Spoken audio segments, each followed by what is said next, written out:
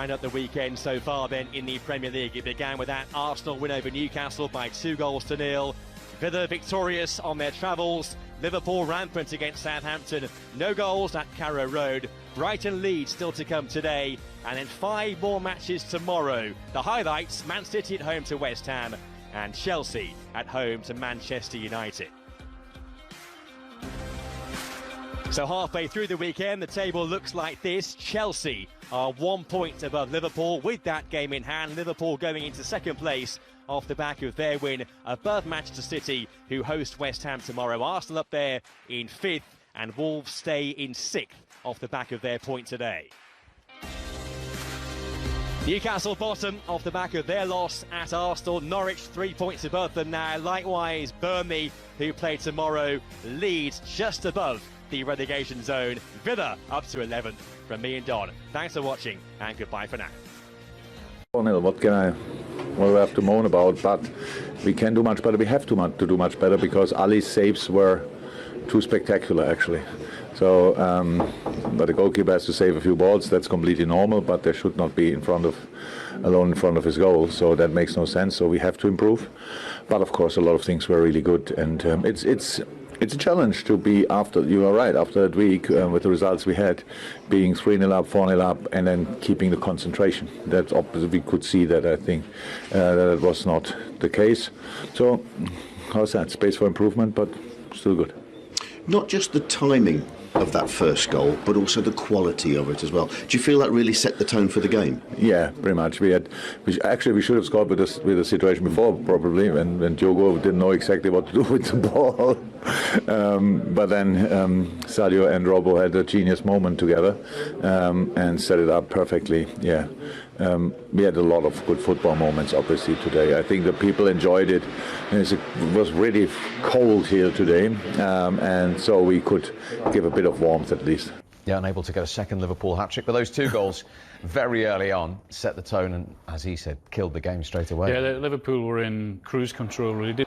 Third gear, got off to a quick start. Brilliant play down the left-hand side from Mane and Robertson, and put it on a plate for Jota, and that was them up and running. And ever since that moment, really, you never thought that Southampton were ever going to get back into the game. It was always a matter of how many Liverpool were going to get.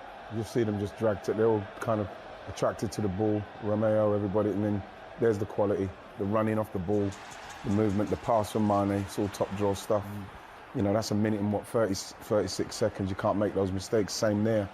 You know, you got to make that. You got to get that ball, because this is what will happen. Liverpool win the ball, they'll turn it over quickly, and then before you know what's going on, bam, Salah's in, square ball, and it's in. Brilliant. Yeah, Southampton just had themselves to blame there, didn't they? One, giving the ball away there, and then just no marking whatsoever. It's a simple give, go, and Salah's free, Jota's free. Thank you very much. 2-0, game over. Yeah. And then Thiago, 2-0 fortune as far as Southampton were concerned with the deflection for the goal. But you love the skill and the touch as well. Oh, the touch to get himself into that position, to open himself up. He goes the old little dummy, doesn't he? Stands on the ball, up, see you later, defender goes for it. I know it takes an awful deflection from a Southampton point of view, but I think it's probably going in anyway. In the far corner, takes a deflection, and the keeper's got no chance. But the skill to open himself up to be able to have the shot with the left foot was superb. It could have got very nasty for Southampton in that second half. They kept it down to 1. Yeah. Virgil van Dijk with his first goal for over a year. Yeah, but you see a corner coming in and a centre half being able to volley it in or half volley it in from there. It's got to be something wrong with the marking. You know what I mean? I can't fault Virgil van Dijk. You know, he's too strong for his marker, and in the end he's just Romeo, and he's just volleyed it in. But again, that's poor marking, really. Shouldn't be volleying it in from there free. When you go to Anfield, you need a little bit of luck, and you need everyone to be on top of the game, and you cannot afford to make stupid errors. Otherwise, you'll get punished. And all of the goals that we've shown could have been avoidable from a Southampton point of view. Yes, you're playing against good players. Yes, you've got to go to Anfield, and it's an incredible atmosphere. But you've got to give yourself the best opportunity of getting something out of the game. And Southampton didn't do that today. They were really sloppy, but they were punished by a ruthless Liverpool. Yeah. I don't know, Everton have got to play yet this weekend against Brentford, but they are the next opponents in the Merseyside derby on Wednesday, and they'll be looking at that thinking we cannot allow them those type of. Well, you can't, because at the chances. moment, like Ralph Hasenhüttl said, it's very hard to find a weakness in them. And when they're playing this comfortably, you have to get them into a position where West Ham do it. When they had a little bit of a lull in the game, West Ham went for them and they won. They won the game. And since then, we haven't seen any kind of weakness in them, because they probably learned from that. And if you're brave enough to come and do that, Everton, whoever it is brave enough to come and do that, then good luck to you, because if you get it wrong, and what they've shown again is that any marginal mistake is going to be punished. So it's tough. Easy day. Jogo, well done. Was it as straightforward as it looked in the end, do you feel? Well, I think in the end it's a good game for us. I think we adapt well of that change, 3 at the back. I think they didn't adapt very well. They changed in the second half. I would say slightly better. I think we took advantage. There was a lot of spaces in the first half, so we beat the result, and in the end a clean sheet as well. So good performance today. 2 goals for you.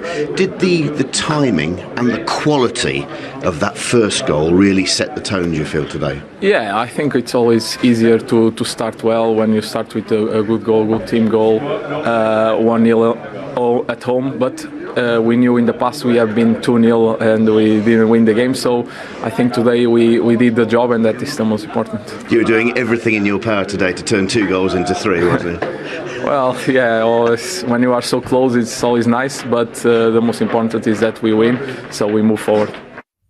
Yeah, listen, the derby's always intense. You know, away at Goodison, it'll be a tough game, and anything can happen in a derby. So we've just got to be ready, as we always are, give absolutely everything, and keep the consistency going in the performance level. And if we do that, then we can have a good chance of winning. Cheers, John. Thank you. Our performance, mostly first half and second, because first half was a great game. We conceded a bit, but we also create a lot of chances. We create great football, and at the end we got the result the first half. Second one, for sure, you're playing with the time, you're playing with the result, and also knowing that in three days you have another game. So it's a mix of feelings that you don't have to have. You just have to be focused on this game and to stay hungry the whole game. Did they surprise you at all by the fact they changed their system? They changed the way they lined up? Is that a mark of respect to you guys, perhaps? Sure, we were preparing. We prepared the game with a 4-4-2, 4-4-1-1, but at the end they changed. But as I said, I think we had a lot of experience in football to analyze in the moment how the other opponents are playing, and just to convert our game in that. Another goal for you after the one in midweek. Not quite as beautiful, but the footwork before it was very nice. How pleased to get another goal this afternoon? Well, as I said, it's special to score at this stadium, but I am even more pleased with the win. And of course, next up is a trip to Goodison. Is there a real keenness amongst the players to get a result in that game? Because last time, obviously, it was frustration. Frustration for you, there was an injury, but the result was frustrating as well. It's a derby, is always special. We have to have in our mind is another Premier League game that we have to give all. And it's our mindset. It doesn't matter. It's a derby for the crowd, outside, external from us, and from us it's just a game that we have to play in our way. And just overall, how pleased are you with the rhythm that the team seems to be developing? The games are coming quickly, but you're handling that. Yeah, I think it's coming for. It's the moment of the season that we're waiting for, to play every 3 games, to have less training for sure, and we want to play football. It doesn't matter if it's in 1, 2, 3 days, but we just want to play football. So I appreciate your time. Thank you guys.